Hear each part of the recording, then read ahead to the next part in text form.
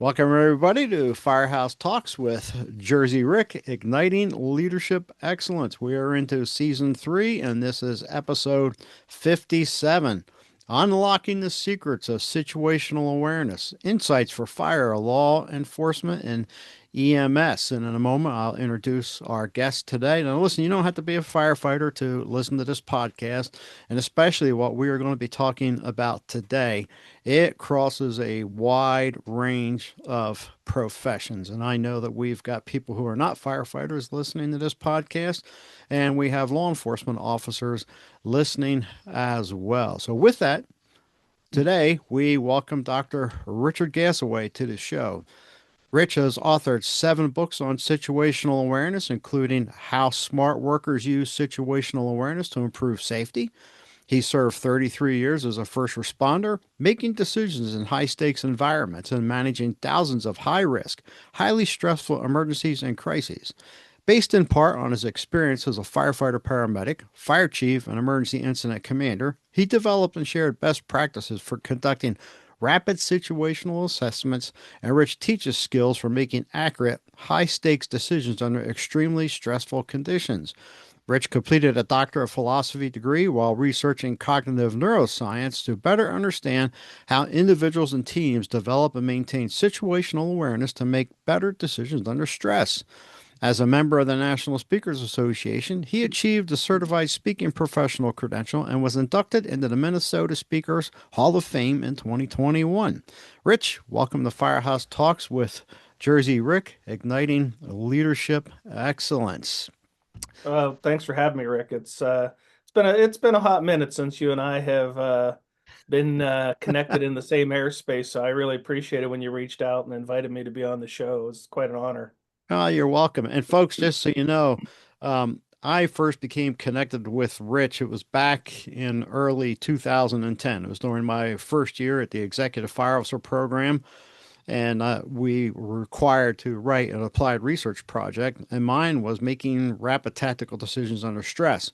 I was just about finishing up. I mean, I was already in the writing and I about finished up with my lit review when our training chief said, "Hey, Rick, I saw this book that you ought to read. It might help out in your paper." And I thought, oh man, just what I need is another book. So I went onto the website, firefightersbookstore.com, and I bought it. It's right here for those of you who watch on YouTube. You'll see this Fireground Command Decision Making, Understanding the Barriers, Challenging Command Situational Awareness. Get that in there. And so I bought that book. I read it. I thought, man, this is great stuff here. And the only thing that I did related to the paper on duty was read. And so I finished reading that book one night and I went downstairs. Well, at first, I sent Rich an email and told him who I was, what I was doing. Went downstairs to make a cup of coffee, came back up, and he had written me. And so the rest there is we made that connection, and Rich was helpful with that research paper. And I've had the opportunity to sit in on a number of his presentations. And so, yeah, Rich, that book got that kicked off, and I appreciate the support you gave me, for that research. So, with that being said, I read your bio, but there's more to your life. Could you fill in the blanks, please? Yeah, sure.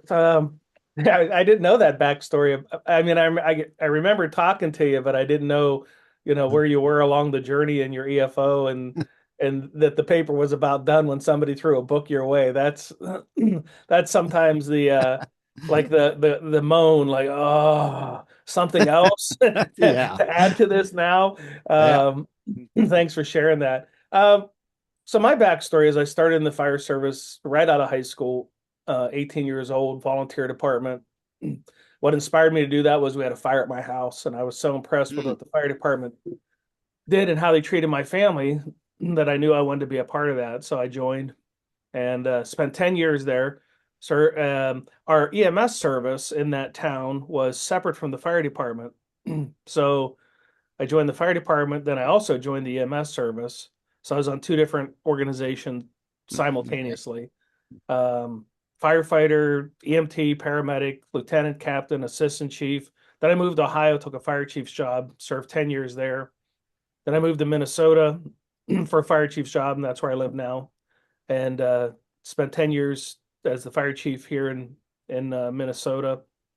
And what got me into the trajectory of the situational awareness topic was how many times I was reading significant near misses or line of duty death Mm. reports, and then saying to myself a question that I just could not answer.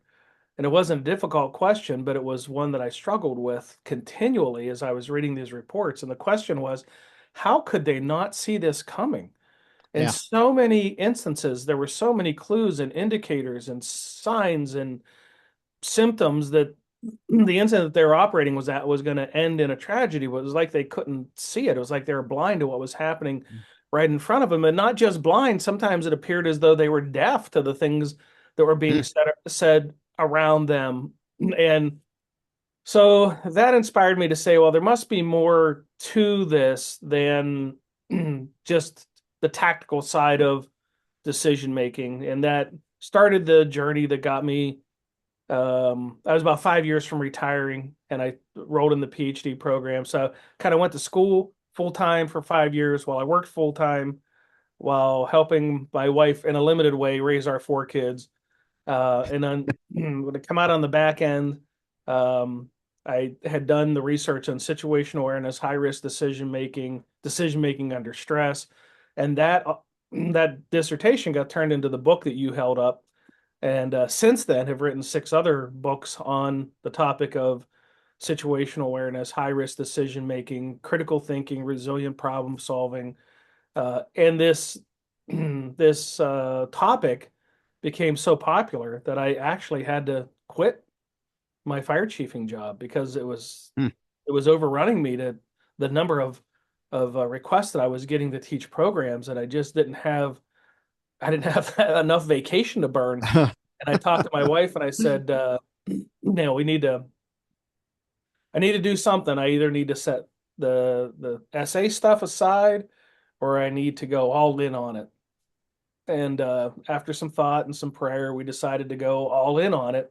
And the journey since then has just been absolutely amazing. The places I've been able to go, the audiences I've been able to present to. I just would have never imagined if somebody would looked in a crystal ball and said, "Here's what I see in your future," I would have thought they were crazy. It's like, no way is this, little town guy, who doesn't have, the kind of big city experience that you see in, major metropolitan areas. There's no way that people are going to want to listen to me, but it turned out they did want to listen to me. And it wasn't because of my actual fire experience. It was because of the the connection that I had made to essay and decision making and the line of duty deaths, and kind of package it together in a way that made people want to sit up and listen. Yeah. And Rich, what year was that you started down that path? Yeah, I started the doctoral program in 2004, finished in 2009. Okay. And here's where I'm going to make that tie in. So you started 2004, you finished 2009. Here we are in the January of 2026, and we can still pull up the NIOSH reports. And what is one of those things that they're still targeting in there that's contributing to firefighters being killed? Yeah. Lack of situational awareness.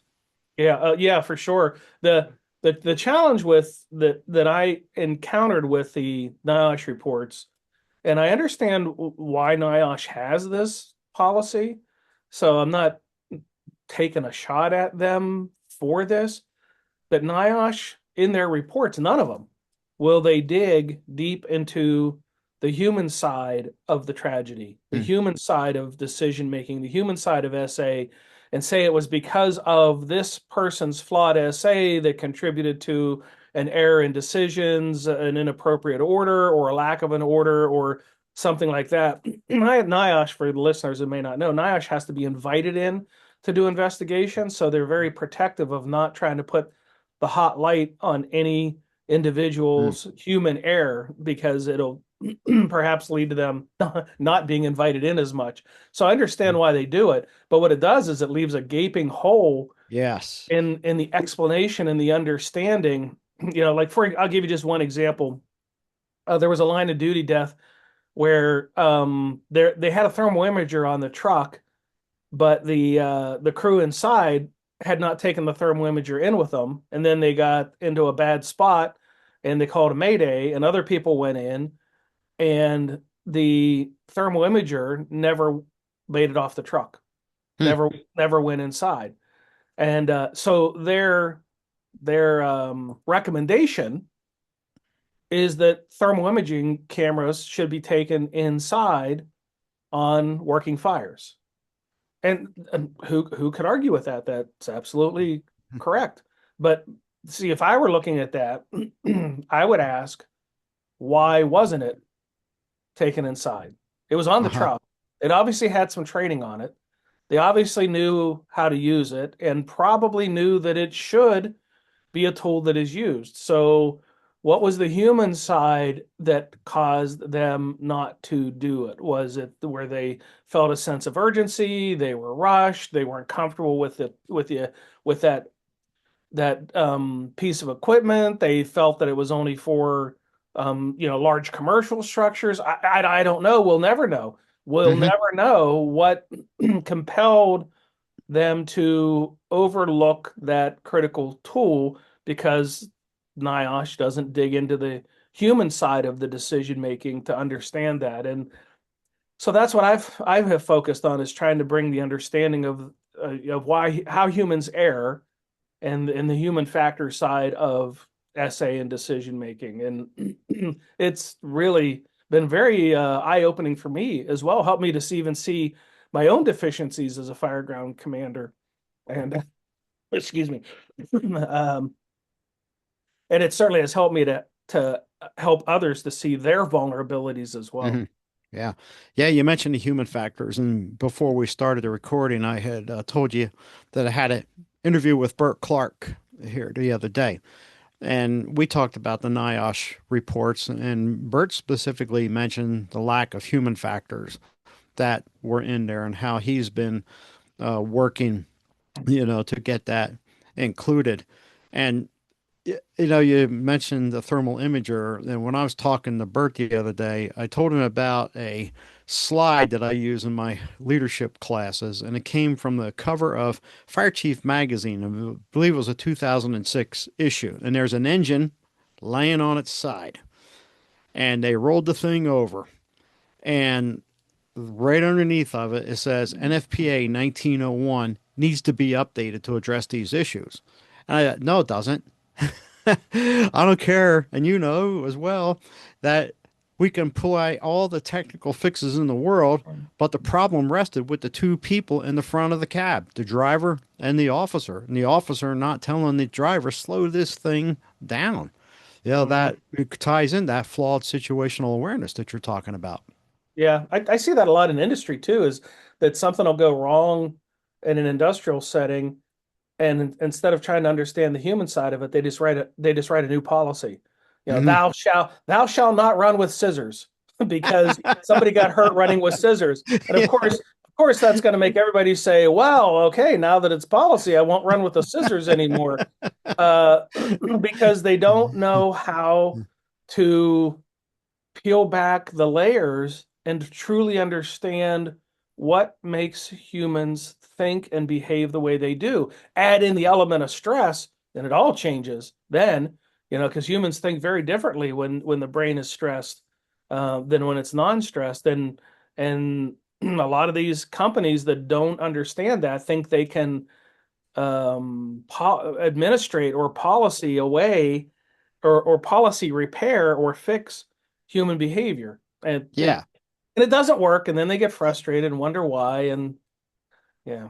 Oh, that ties into that very first year of the executive fire officer program, where we did the required reading Leadership on the Line by Heifetz and Linsky, and they differentiated between an adaptive challenge and a technical fix, and how so many people and organizations will apply a technical fix, just like what you're saying, to an adaptive challenge, a problem that's in the mind. And when you said that about running with scissors, I this didn't happen on my shift. And you've been here, you've taught here, a few times. And there was a guy on one of the other shifts that I can't remember the exact details, but he cut himself with his pocket knife. And coming out of that is risk management mandated that he put together a class and deliver it to the fire department on how not to hurt yourself with a pocket knife.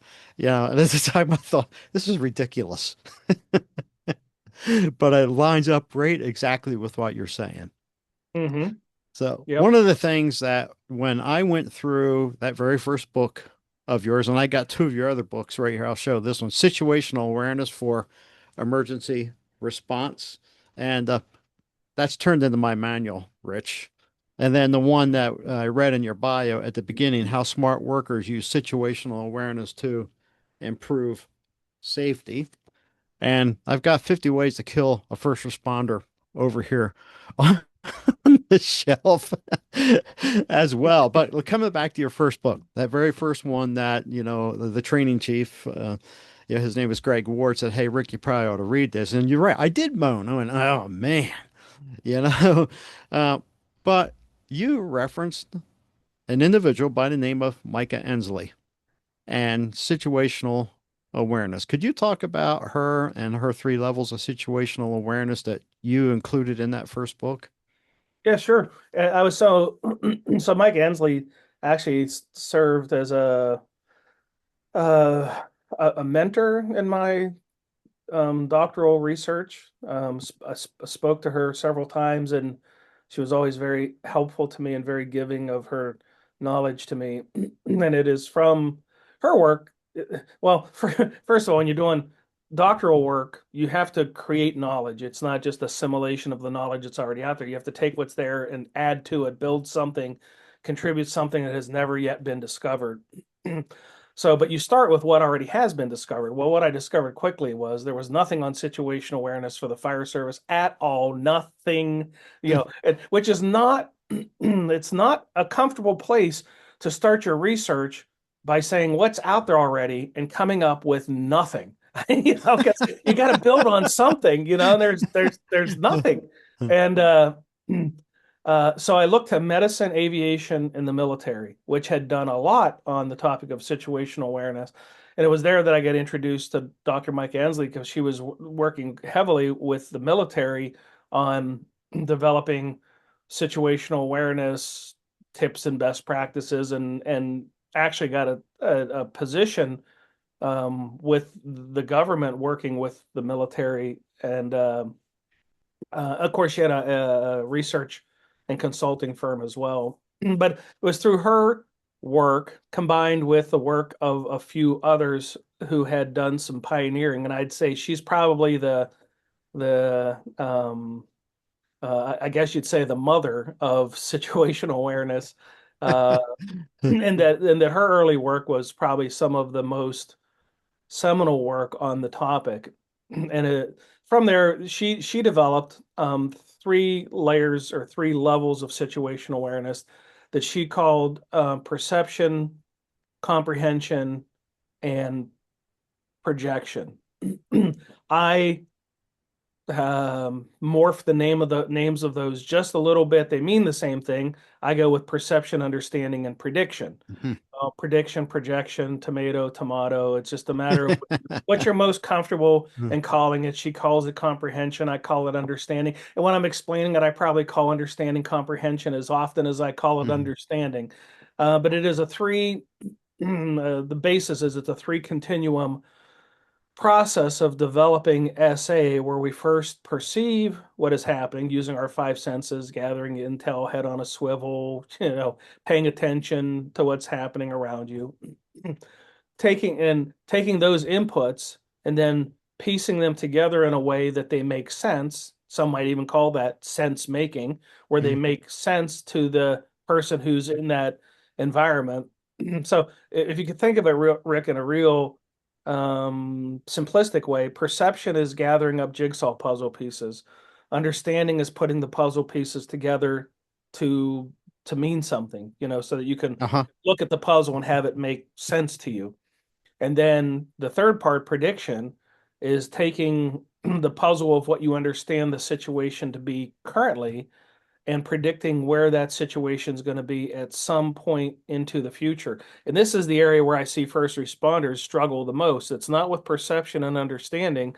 it's with prediction because they get so caught up in the moment Mm. and get so action oriented with a tactical action that they jump right into that without first stopping and saying, "Is this going to work? What's going to, if I do this, what's going to be the outcome of this in 2 minutes or 5 minutes or 10 minutes?"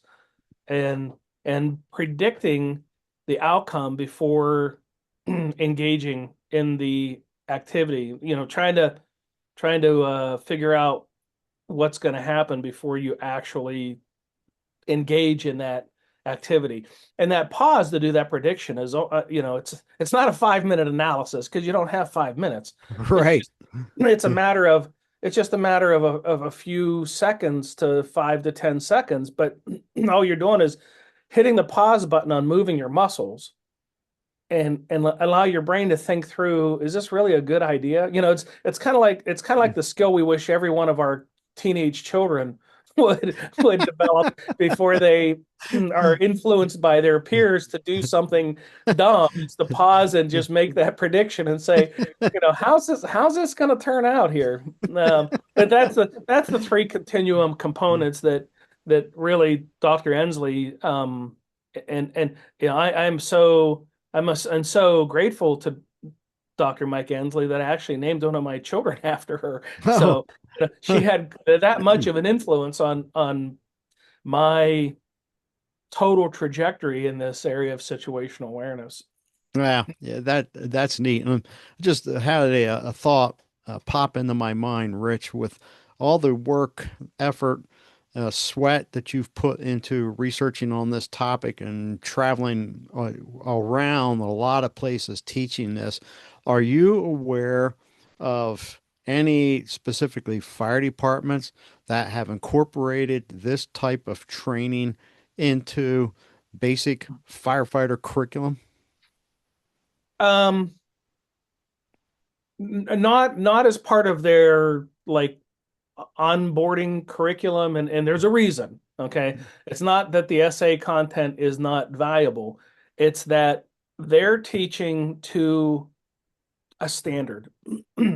And that standards, all the firefighting one textbooks, they keep getting thicker and thicker and thicker. Yeah. um, all are designed to teach to the NFPA 1001 qualifications for firefighter certification. So when somebody sits down to write a book, they go to the NFPA standards, say what are all the requirements, and then they write the chapters of the book to fulfill the requirements. So they might add some other NFPA requirements if the book covers hazmat or if the book covers incident command, or they'll bring in bits and pieces of other NFPA standards.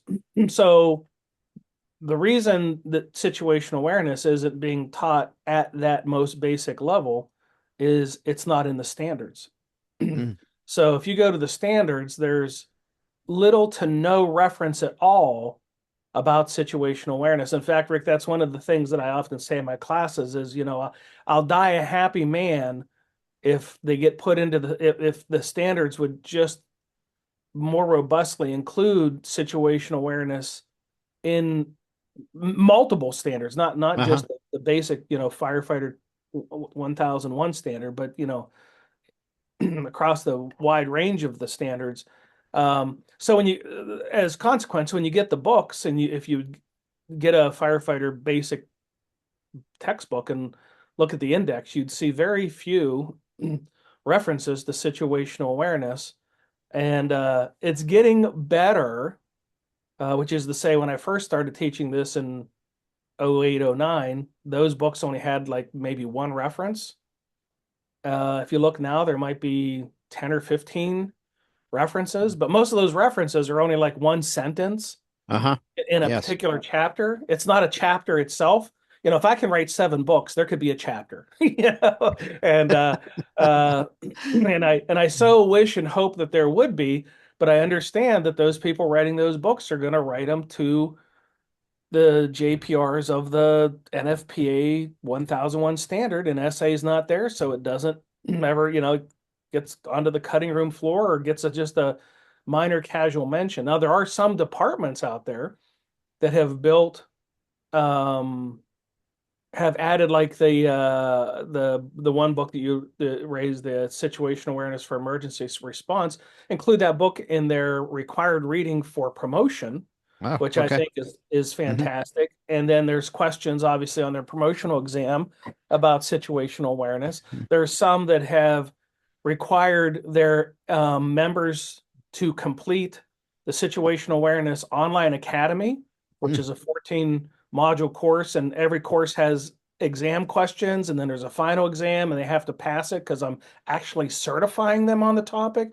So it has the rigor of a college course, and they actually get a certification. And there's some departments that require that certification to be in their file to make them eligible to sit for promotion. Oh, And okay. I'm very pleased with that progress because they don't have to do that. It's not in Hmm. the standards, so they're going above and beyond when they do that, and that gives me some encouragement. But there's still plenty of departments that don't yet see the value of it. I mean, I'd be preaching the choir to you if I was trying to convince you of the value of SA as it relates to high risk decisions. But there are lots out there that think if it isn't in the standards and if it isn't in the basic curriculum textbook, then it really isn't that important. And Hmm. that I understand where they're coming from, but it does make me sad or disappointed that I feel like just for 20 years I've been pushing a heavy rock up a steep hill Yeah. trying to get people to see see what medicine, military, and the aviation have more than amply Hmm. embraced. But it's just not it's we're making progress, and I'm becoming an old man now, so I don't know if we'll get to I don't know if we'll get there before before I end up in my nursing home, but keep trying. So in that first book, some of the things that I really keyed in on were barriers to situational awareness. Could you talk about some of those, Rich? Is that some of the top ones that you have seen? Yeah. So when I was trying to when I well the research that I did was first, let's really understand what situational awareness is. And to do that, I had to understand how the brain works, got to understand how the brain processes information and how stress impacts that and the neural pathways. And I don't want to go deep into that. And I don't ever go deep into that when I'm teaching a class, but I needed to understand it on the back end to Hmm. understand how the barriers then relate to to the problem of developing essays. So let me define what a barrier is. A barrier is anything that blocks or prevents someone from being able to develop strong situational awareness. And there are over 100 barriers that can impact situational awareness. So there's a lot of ways it can go off the rails. Um, but for say first responder, now the the list of the most common barriers would vary based on the type of work that someone's doing, the environment that they work in, the presence of coworkers, noise, pressures. The Uh-huh. list would vary. But for first responders, the list is about 12 that I see most frequently occurring. In fact, I have a whole program called the Dirty Dozen Situational Awareness Barriers, where I Mm. just talk about the 12 barriers that are the most frequently occurring. And if I wanted to give you an example of a barrier, let's go with one called auditory exclusion. Oh yeah. So, auditory exclusion, in its most simplest form of understanding, means you're going deaf. Now, if you're in a high risk, high consequence work environment where you're depending a lot on radio traffic or even face to face audible messages from somebody, or even getting alarms, that might be audible alarms in your environment, going deaf would not be one of the things that you would want to have happen, but it can happen. And so there's several ways it can happen, but I'll just give you just but one example. um, if you can imagine the part of your brain that processes audible messages, um, the sound waves are coming into the ears turn it into electricity, the electricity sends it to a destination, that destination then takes those electrical impulses, adds it to chemicals, and that allows you to hear. All of that works well, um, unless the person gets stressed, and Mm. then there's a lot of audible information to process. Think of it as pouring water into a glass. As long Okay. as there's capacity in the glass will hold the water. You're pouring audible information into the brain. As long as there's capacity in the audible processor, it can hold and process that information, that water. But as soon as the water glass gets full, as soon as it reaches capacity, the additional water then spills over and is lost. And the same thing can happen in the brain is when the audible processor gets overloaded or overwhelmed from too much information. You have experienced this, Rick. Hmm. Yeah. You tune out the radio. You just Yep. stop listening. But it's not Hmm. like you're not listening on purpose, like you're sticking your fingers in your ears or turning the radio off. Your brain just stops processing the meaning of all that audible information, which each piece of audible information is a clue in your puzzle. So now your puzzle's going to be missing clues because that audible information is being missed. And the problem with this is when you are experiencing auditory exclusion and your brain is not processing the audible messages, you don't know what you're not hearing. Yeah. It's and there are people delusional as it be. There will be people say, "Well, if they say something really important, then I'll tune back in." Yeah, it just doesn't work quite. That's more of a wish than an actual. So it's explaining to responders these kinds of human limitations Hmm. that allow us to begin to realize we tend to think that we've got much greater capacity than we really do, especially when we're under stress, because everything becomes much more complicated then. And just knowing that you're not hearing everything can be helpful because then you are not delusioned to think, I have a complete understanding of everything. No, you don't. You might have an understanding of about 30 to 40% of what Mm. is happening. But there's a whole lot more happening here that is exceeding your capacity to process it. Even if you're all in, completely paying attention, you will not see, hear, and understand everything Yeah. that's happening around you. Hmm. Biologically, it is impossible.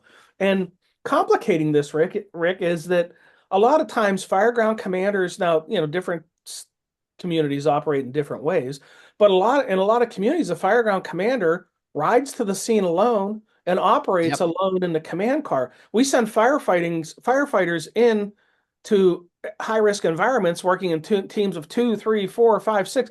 But then we let the commanders sit there alone and bake in their stress and become overloaded and Yes. overwhelmed and then wonder why, because they don't have the capacity to process everything. And Hmm. trying to make that cell up the chain of command of saying, command should it be at least a team of two, and many times more if you Hmm. put someone in a forward position to be the forward eyes and the forward ears and to filter back to command the critical information that they need to have. Now you're talking to a command team of three or four or five, and Yeah. span of control, we wouldn't want it to be much more than that.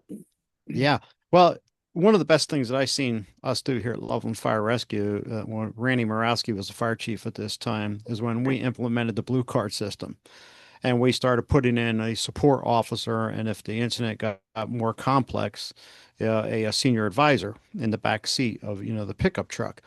And then that was great. I mean, I saw such a tremendous change in how I was running the incident. However, and here's the however, I'm still the only guy in that command vehicle from the time I get into it until I'm on scene, until a support officer arrives. And Mhm. what a lot of people don't realize, and especially people further up the food chain who have been years past, response, is you're overloaded already because you're running hot through traffic. You're watching people, you're navigating through that. The idiots that are, drafting on your rear end, because they think it's Daytona. The people who won't yield to the sirens. And then at the same time, you've got people calling you on the radio, dispatchers calling you on the radio, dispatchers updating information in the notes, and that thing's going ding, ding, ding, that laptop every time new notes get added. And there had been times I even had when I was first promoted to battalion chief, one fire chief that was calling me on the cell phone while I was still responding. And I made that mistake one time of answering that phone. And after that, it's like, if he wants to talk to me, he's going to have to drive out here. Yeah. And so all that before we even get on scene. You're spot on. You're the potential to be overloaded and overwhelmed before a command level officer even arrives is high. I'm a strong advocate of drivers, and it for some places, sadly, they see, a driver is a luxury. No, a driver is an essential Yeah, role, because not because the commander can't drive, but because the commander can't do command stuff while right. they're driving. Hmm. We think we're multitaskers. We're not multitaskers. You can't multitask the act of paying attention. And I learned that in neurogeekery school. You just can't do that. So if you're paying attention to driving, you're not paying attention to the incident. If you're paying attention to the incident, you're not paying attention to driving. Hmm. And to free that commander up by having a driver pay attention to the driving while the commander is reading the notes, talking on the radio, processing mentally what they're being told by dispatch, and envisioning in their mind the incident scene and how they're going to lay it out, and kind of what I would call pre-awareness, Hmm. their awareness of what's going on before they even get to the scene and conduct a size up. And Yeah.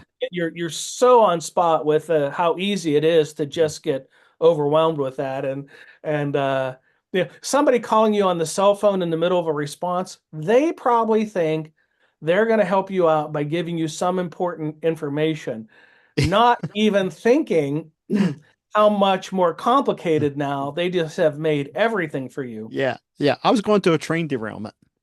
And like I said, I was probably BC maybe 2 months when this happened. And so it's ringing, and I'm looking, and it's the fire chief, and I think, oh, he must have something important to say. And I picked it up as like, hey, chief, woo, woo, woo, going down the road. And he says, yeah, hey, Rick, just want to let you know I'm in the office. If you need me, let me know. Yeah. Oh my. Yeah, for the people who are only listening, you couldn't see Rich's facial expression on that. It's worth watching the video version of it to Yeah, get that. yeah, it is. Oh, oh And my. I had to discipline the crew, the officers on my shift is do not call me on the cell phone, do not send me text messages, and do not send messages over the laptop while I am responding because you're creating a distraction, that is out there. And Yeah. the last thing I wanted to do was T-bone somebody going through an intersection or have somebody's dog, runs out there in front of me. But having a driver, it was 2019, we increased our staffing a little bit and we added a roving lieutenant. And when we were fat, which was rare, um, but I had a lieutenant that was driving for me, and he had sat through a couple of your classes as well. And he had studied this. I mean, he himself has a PhD in chemistry. And so he understands the value of research. But he was driving for me, and we had a fatal fire. And the difference that it made to have Cy driving for me to where I was able to concentrate on the information coming in on the laptop, look at the pre-plan of the layout of the building and the complex where it was at, and then truly pay attention to the radio traffic from the first due engine and not Yeah. miss something because I'm driving at the same time. And even start taking some notes while Yes. you're being driven to the scene is so valuable. I'm glad you guys started to do that, and I'm um, very impressed for the organizations that have a driver for battalions or command level officers, and very saddened for the organizations that don't see the value in it. Um, I, in fact, But that was probably one of the most significant findings in my doctoral research is how easy it is for a command officer to get overloaded and overwhelmed, which then raises stress, which then impacts all of their processing abilities. It's just kind of like a setup for failure right from the start. yeah, yeah. One of the slides I show in my classes, it's me at the back end of the command vehicle at a triennial exercise. And I don't know who took the picture, but I'm glad they gave it to me. And it was when I was still an outside the vehicle commander, before, I went in the vehicle. And I mean, it's a perfect example. There's the paramedic supervisor, there's the PD sergeant, there's five people around there, and I've got three portable radios on the back. I had a friend riding with me. He had retired from the Marine Corps as a major. He had taught at the Amphibious Warfare School down at Quantico, and he's got an interest in command and control. And I asked him if he wanted to ride with me, and he said, "Yeah, sure." And they had assigned an evaluator to me, Rich. And I don't know if you know, but I wrote a book called The Furnace of Leadership Development. And I touch on this in there. And this is nothing against the guy that was evaluating me, but he had recently been discharged from the Army. He was an Army Ranger, a communications guy. And they put him in to evaluate me on my incident command skills, which I thought that doesn't add up. So my friend Bruce, because of what he had done from command level in the Marines, I asked, "Would you evaluate me?" And I'll tell you what, I got some valuable feedback from him. He says, "Rick," he says, "you were about 3 seconds from being completely, totally overwhelmed." And it was just such a fantastic learning lesson for me, Rich. And fortunately, it wasn't a real plane crash. It was a drill that where we can learn from. Mm-hmm. So, And we're as we get close to wrapping this up, I want to tell you something that I have heard more than one time out on a wildland fire. And this will probably be one of those people you want to watch this because I'm sure we're going to get a facial reaction. And it's like I've just is this craziness, and it wasn't happening in our organization, but it was happening at a state level, on a federal level, and even at a county level. And that's when a single resource would show up and they are attempting to contact somebody else and they're not getting the response. And then you would hear they'd identified himself on the radio, transmitting in the blind, and then they would spew out what they want. And the first time I heard that, I said, you don't know that they heard you. Well, no, but I got to transmit because I got something to do. And I've always thought that's craziness. Yeah. Have you heard about that? I have not directly, no. Mm. Yeah. Yeah. To me, that's one of those things. Can't you see what's coming down the road? And Mm-hmm. I'm sure we could really, dig into a number of the, tragedy fires that have, the Yarnell Hill fire with the Granite Mountain hot shots and, the old, not to sound crude or heartless here, but the old words from the pirates, dead men tell no tales. uh, it applies in here because will we ever know the decision-making process that truly happened up there on that hill that led to the death of those 19 men? Yeah. I Yeah. was at I was at a conference some years after that, and I serendipitously met a guy that was on the investigation team for that incident. And he was from a fire department. I don't remember which fire department, but he was from a fire department that he got tapped to be part of the team to look at this. And he was really frustrated. And he was very uncomplimentary of the process and the outcome of the investigation. And I said, you don't seem very happy. And he said, no, I'm not. And I said, why? He says, because a lot of the questions that I was answering or asking, they didn't want to answer, which were human error Hmm. questions.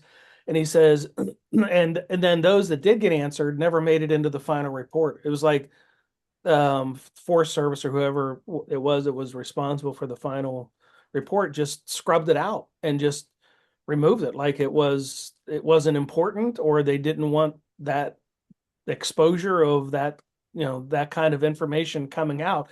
And he said you read that report, he said that's only about 70% of what really happened. And he said the other 30% is just something that they just don't want to deal with, or they don't want it to be public, or he was not really happy.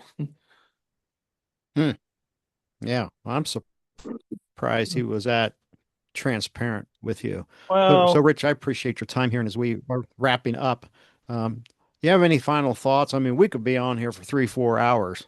yeah, yeah, we certainly could. Mm. All I want to do is, Rick, if any of your listeners or viewers want to learn more, I'd like to share with them where they could go to learn a little bit more about the Yeah, topic of please do. Please situational do share awareness. that. So I have a website, Situational Awareness Matters. The URL is SA for situational awareness, samatters.com. And if they go there, there's over 400 articles that they can read that are all Mm. free. And just go into a search bar, search a topic. Like if they wanted to learn more about auditory exclusion, they could put that in the search topic and it'll ping up every article or every podcast that I've done. There's 400 and some podcast episodes. Obviously, the books, the videos, the online academy, that's all there too. But there's a lot of free resources for people to be able to use, even articles that they can print and turn into little mini drills at the coffee table, talking about a particular Mm. barrier or a particular Okay. near miss that I had an interview with in the podcast, something like that. So they could use those resources as tools for training their people on essay and decision making. Okay. Well, thank you. And folks, I'll put Rich's URL in the show notes. So, Rich, thank you very much for coming on Firehouse Talks with Jersey Rick. It's been a great conversation. As I said, I know we could stay on here for hours talking about this. So, folks, if you have liked this, please like and share. My contact information is in the show notes along with my website. So, until next time, that'll be it. And we'll see you later. Bye.